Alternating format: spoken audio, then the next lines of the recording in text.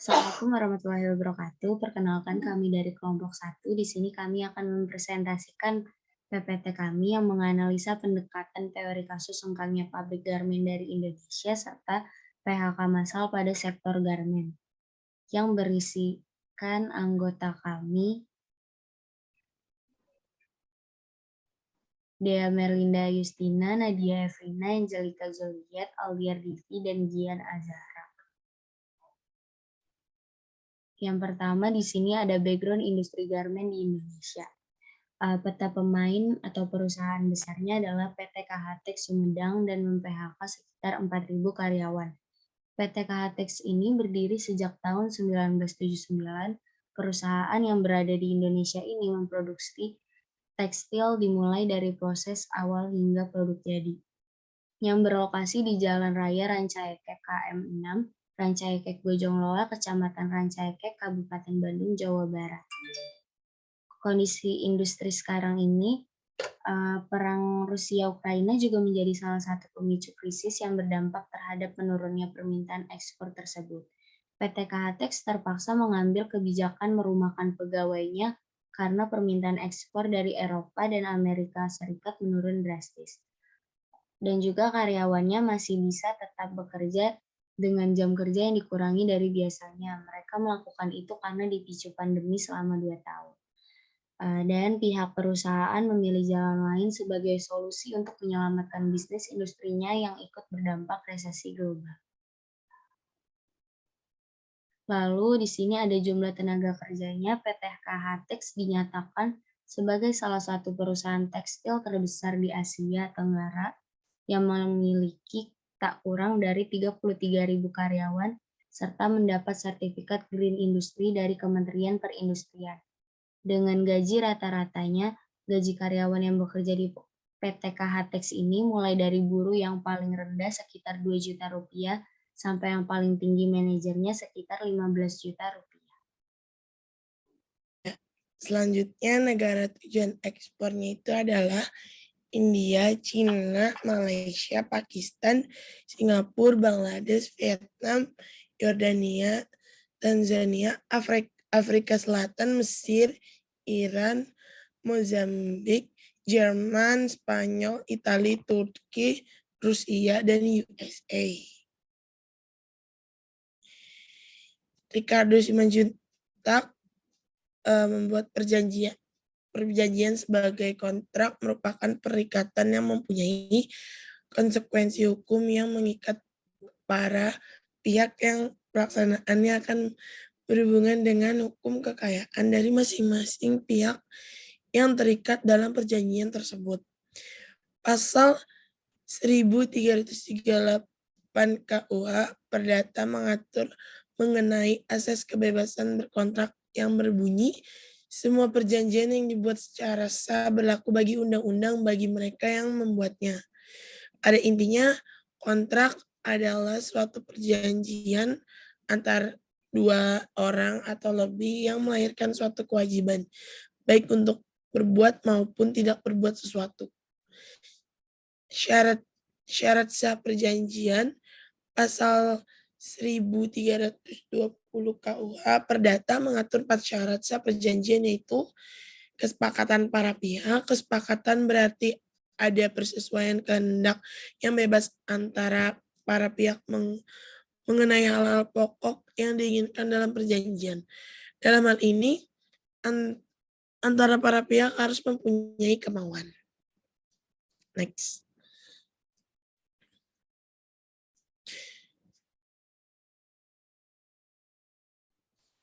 Macam-macam perjanjian.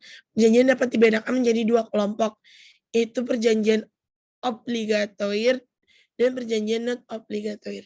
Perjanjian obligatoir adalah perjanjian yang mewajibkan seseorang untuk menyerahkan atau membayar suatu.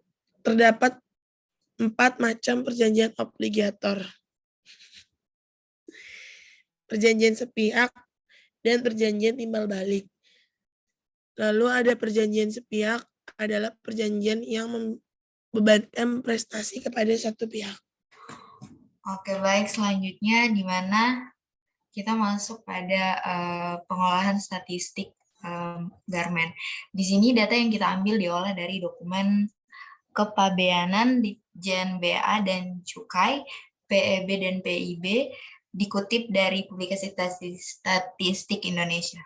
Kemudian dari negara tujuan kita mengambil 4 tahun terakhir dari tahun 2022 dengan tingkat teratas itu ada Amerika Serikat, Jepang, Jerman, Korea Selatan, Inggris, Australia, Tiongkok, Belgia, Kanada, Uni Emirat Arab. Sedangkan untuk Indonesia sendiri belum termasuk dalam komoditas 15 tertinggi yang berada dalam negara tujuan. Next. Oke, kemudian pada garmen ini juga menjadi komoditas utama ke-6 ekspor penumpang devisa Indonesia hingga Agustus 2022. Jadi di tahun 2022 ini garmen ini menjadi komoditas utama dan menjadi peringkat ke-6. Di bagian yang ke-6 itu sedangkan yang dipertamakan ada batu bara, kemudian di komoditas utama ke-6 itu ada garmen itu sendiri. Next. Jadi jika dilihat dari industri tekstil tersebut dan pakaian, tumbuh tinggi pada kuartal 1 atau di tahun 2019 itu sepanjang 3 bulan tersebut, pertumbuhan industri tekstil dan pakaian jadi tercatat paling tinggi dengan mencapai 18,98%. Nah, angka tersebut naik signifikan dibandingkan dengan periode yang sama di tahun lalu, di angka 7,46% dan meningkat di perolehan selama 2018 sebesar 8,73%.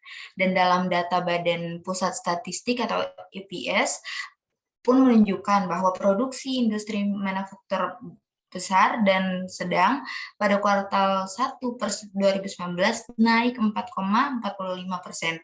Nah, dibandingkan periode yang sama dan tahun lalu.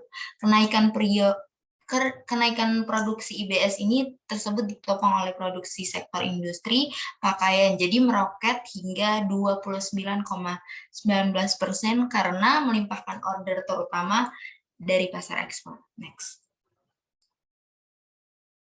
Selanjutnya ada titik permasalahan. Yang pertama yaitu titik permasalahan eksternal, di mana daya saing industri dalam negeri belum cukup untuk mendorong ekspansi ekspor yang terbatas pada menjaga pasar yang telah ada. Di sisi lain, belum ada upaya konkret untuk membendung derasnya impor dari negara-negara dengan efisiensi yang kian membaik seperti Bangladesh dan Vietnam.